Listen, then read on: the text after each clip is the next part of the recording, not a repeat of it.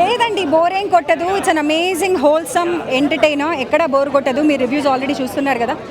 It's block buster అని అంటున్నారు అంటే బయట టాక్.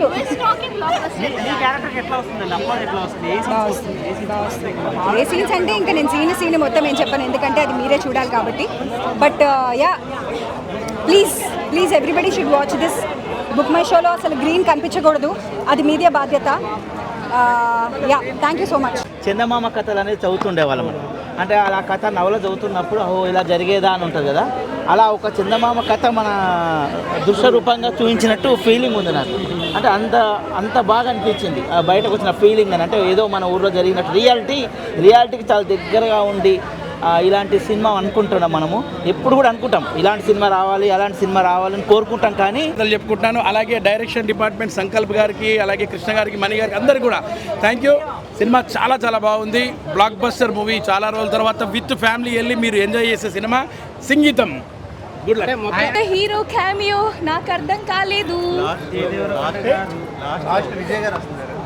ఓ ఎస్, అసలు దాని గురించి చెప్పనక్కర్లేదు. ఖచ్చితంగా తకదింతో అవుతుంది. సో ఇప్పుడే సింగ్ గీతం సినిమా చూశాను. ఫస్ట్ నేను ఆ సినిమా ఎలా ఉంది ఏంటి చెప్పబోయే ముందు, మలయాళంలో ఎక్స్పెరిమెంటల్ ఫిల్మ్స్ చేస్తున్నారు, మన తెలుగు వాళ్ళు అన్ని రొట్టె సినిమాలు చేస్తారు, హాలీవుడ్లో, ఫ్రాన్స్లో, జర్మనీలో గొప్ప సినిమాలు తీసేస్తున్నారు, మన వాళ్ళు ఎక్స్పెరిమెంట్ చేయరంటారు కదా. ఈ సినిమా వచ్చి చూడండి. It is a fantastic, complete a new genre experimental film.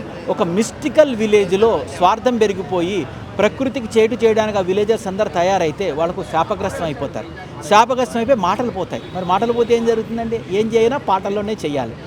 ఆఖరికి కొట్టుకెళ్ళి ఏదైనా కొనాలన్నా కూడా కందిపప్పు కేజీ ఇస్తావా, అయ్యో నా గొంతెండి ఇలా మారిపోయింది, మాటలు రావు, పాటలు. అలా దేవుడు చెప్పిస్తాడు వాళ్ళు. సో వాళ్ళలో ఆఖరికి ఇద్దరు కొట్టుకోవాలన్నా, ఒరే వెధవ ఇటురారా నీ చంప నేను పగలగొడతా, ఇలా ఆఖరి గొడవలైనా తిట్లైనా ఏమైనా అదొకటి. రెండు, వాళ్ళ నోట్లో నిజాలాగవు. అంటే వాళ్ళలో ఉన్న గ్రీడు పెరిగిపోయి పిల్లల్లో కూడా ఆఖరికి వాల్యూస్ కల్టివేట్ చేయడం మానేసి డబ్బే ముఖ్యం అన్న తీసుకొచ్చేస్తే సొసైటీ ఎంత దారుణంగా దెబ్బతింటుంది. మనతో పాటు ఉన్న ప్రకృతిని కాపాడకపోతే ఎంత డేంజరు. ప్రకృతి ఆగ్రహిస్తే, నేచర్ ఆగ్రహిస్తే, దేవుడు ఆగ్రహిస్తే ఏం జరుగుతుంది అన్నదే ఈ cinema. And it's a fantastic film. 94 ఏళ్ల కుర్రాడు సంగీతం శ్రీనివాసరావు గారు వీల్ చైర్లో కూర్చుని సినిమా తీశారు. 50-60 ఏళ్ళకే పొట్టలు పెంచేసి అబ్బా రిటైర్ అయిపోయాం, చాలా కష్టపడిపోయాం అనుకునే వాళ్ళందరూ ఆయన చూసి ఇన్స్పైర్ అవ్వండి.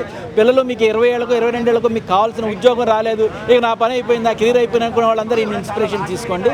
నాగశ్విన్ గారు, మీరు అంత సీనియర్ డైరెక్టర్ గారికి రెస్పెక్ట్ ఇచ్చి ఆయన విజన్కి, ఆయన ఈ ఏజ్లో ఆయనకి హై రిజల్యూషన్ మానిటర్లు పెట్టారని అన్ని మీ ఇంటర్వ్యూస్లో విన్నదే, పెట్టారని మీరు అసిస్టెంట్ డైరెక్టర్ కింద 1000 కోట్ల సినిమా చేసిన తర్వాత ఒక 20 కోట్ల సినిమాకి, అంటే మీరు ప్రొడ్యూసరే కావచ్చు బట్ దానికి మీరు అసిస్టెంట్గా చేశారంటే మీ కళ పట్ల మీకున్న కమిట్మెంట్కి, మీరు ఎంత ఆర్ట్ లవర్ అన్నది నిజంగా హ్యాట్స్ ఆఫ్. ఇది it's a great blessing for you. మీ కల్కి 2000 కోట్లు చేస్తుంది ఈ పెద్ద ఆయన బ్లెస్సింగ్స్ వల్ల, మీరు మా కోసం తీసుకొచ్చిన ఈ సినిమా వల్ల వీఆర్ రియల్లీ వెరీ థ్యాంక్ఫుల్. మన తెలుగు ఇండస్ట్రీకి ఒక విజనరీ ఆయన.